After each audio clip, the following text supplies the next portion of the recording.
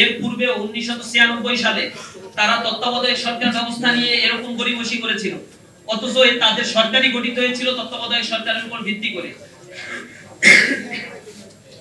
এই সরকারের চরিত্র দেখবেন, বিশেষ করে বিএনপির চরিত্র আমি নির্বাচনের আগেও বলেছিলাম, তারা কথা দিয়ে জনগণের সাথে প্রতারণা করে।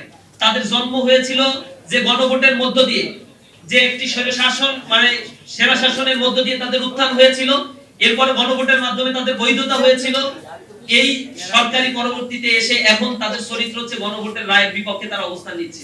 তত্ত্বাবধায়ক সরকারের বিরুদ্ধে তারা অবস্থান নিয়েছিল, তারা সরকারের জনরায়ের বিরুদ্ধে অবস্থান নেওয়ার পরে জনগণ যখন আবার রাস্তায় নেমেছিল, তখন তারা আবার তত্ত্বাবধায়ক সরকার ব্যবস্থা দিয়ে নির্বাচন করে তারা তখন পরাজিত হয়েছিল।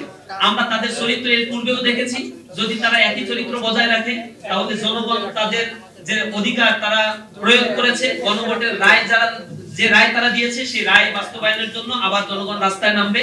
আমরা সরকারের প্রতি আহ্বান জানাই, আজকে এই সেমিনারের মাধ্যমে আমরা হয়তো কিছু মানববন্ধন, গোল টেবিল বৈঠকের মাধ্যমে প্রাইমারি পর্যায়ে সরকারকে কনসার্ন আমরা জানাবো।